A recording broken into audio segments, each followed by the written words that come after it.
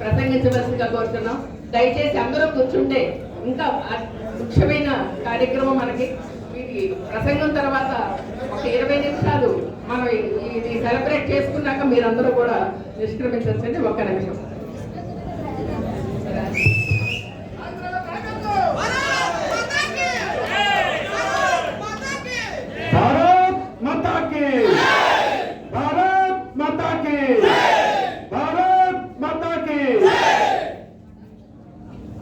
Bharatiya Janata party కుటుంబ సభ్యులందరికీ కూడా నేను నమస్కరిస్తూ వేదికపై ఉన్నటువంటి ఈ కార్యక్రమానికి సభాధ్యక్షత వహిస్తున్నటువంటి దత్తు గారికి, ముఖ్య అతిథిగా ఇచ్చేసినటువంటి అమ్మ పురంధరేశ్వరి గారికి,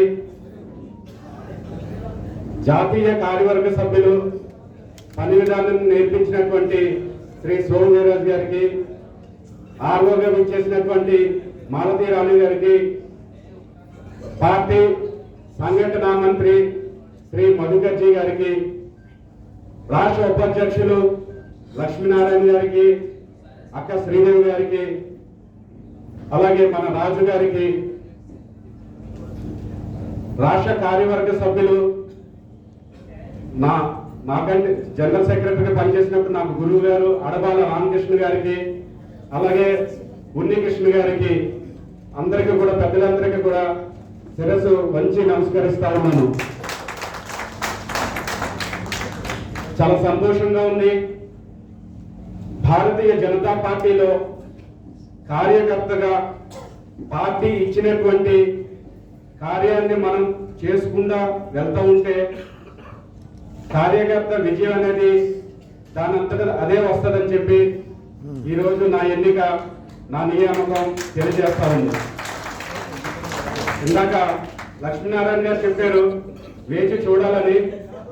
తప్పకుండా నాకు సందర్భం వస్తే నేను ఫైట్ చేద్దామని చూశాను, కానీ ఆ అవకాశం పెద్దలు కలగజేయలేదు. అయితే ఇక్కడ కార్యకర్తలుగా మనం అందరూ ఉన్నాం కనుక నా మనసులోని ఒక 3 విషయాలు నేను చెప్పదలుచుకున్నాను. దయచేసి, ఎండలు బాగా ఎక్కువగా ఉన్నాయి. ఏప్రిల్ నెల, మే నెలలో మనం ప్రచారం చేస్తా ఉన్నాం ఎన్నికలలో. మేడం పురంధరేశ్వరి గారు కొవ్వూరు నియోజకవర్గం, గోపాలపురం నియోజకవర్గం, నిర్దోల్ నియోజకవర్గం, ఆ 3 నియోజకవర్గాల్లో కూడా నేను మేడం గారు ప్రచారంలో ఉన్నానండి. ప్రచారం సాగుతూ ఉంది. మెట్టెడండలో చాలా మంది కాన్వాయ్ మీద మేడం గారితో పాటు మేడం గారు వెనక వైపు కూడా ప్రచారంలో ఉన్నారు. కొంతమంది అనేవారు కాన్వాయ్ ఎక్కండి, కాన్వాయ్ ఎక్కండి అని చెప్పి. కానీ మనం ఎంత ప్రచారం బాగా చేస్తే మేడం గారికి ఇంకొంత మంచి వాతావరణం ఏర్పడుతుందని చెప్పి కాన్వాయ్ వెళ్తూ ఉంటే ఎదురుగుండా పరిగెత్తుకుంటూ ఇంట్లో ఉన్నటువంటి మైదామూర్తులు కానీ అలాగే అక్కడ ఉన్నటువంటి పెద్దలు కానీ అమ్మ ఎన్టీ రామారావు గారు కుమార్తె వచ్చారు, అమ్మ మీ ముందుకు వచ్చారు, మిమ్మల్ని ఓటు అర్థిస్తున్నారు, దయచేసి మీరు సహకరించండి అమ్మా అని చెప్పి ఆ ఎండలోనే అలా అడుగుతూ ముందుకు సాగడం జరిగింది. ఆ రోజు చెప్పారు మీరు కాన్వాయ్ మీద ఉంటే మీరు నాయకుడిగా ఎదుగుతారని, కానీ నేను దాన్ని పట్టించుకోలేదు. అదేవిధంగా ఈ రోజు తెలిసింది ఆ రోజు కాన్వాయ్ ముందు పరిగెట్టినటువంటి కార్యకర్తకి ఎలాంటి స్థానం కల్పించాలో మేడం గారు అది ఈ రోజు కల్పించారు. అదేవిధంగా సోము వీర్రాజు గారు నా ప్రస్థానంలో ఆయనకి చాలా విలువైన భాగం ఉంది. ఎందుకంటే విజయాల్లో అందరూ కూడా భుజమే చేస్తారు, ఆయన మాత్రం నేను కౌన్సిలర్ గా ఓడిపోయి 2-3 నిమిషాలు కూడా అవ్వలేదు, నేను బయటకు వస్తా ఉన్నాను.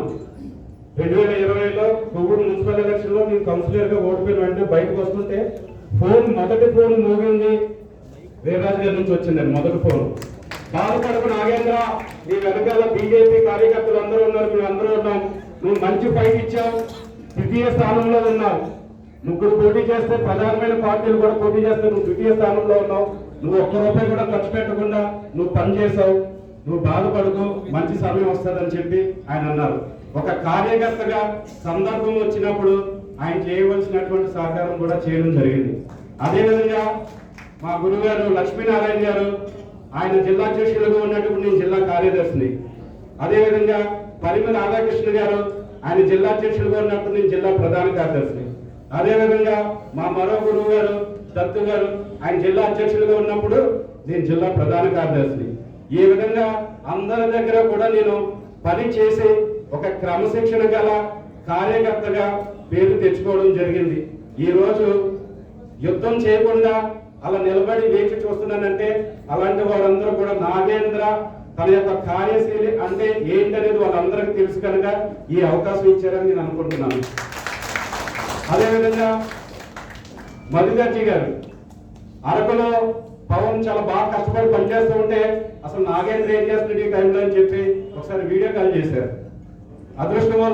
అదృష్టవశాత్తు ఆ రోజు మద్దూరులో మన కార్యకర్త నాగమణి గారి వాళ్ళ ఇంటి దగ్గర ఒక 10 మంది కార్యకర్తలతో మాట్లాడుతూ ఉన్నాము. ఆ వీడియో కాల్ అటు చూపించడం జరిగింది.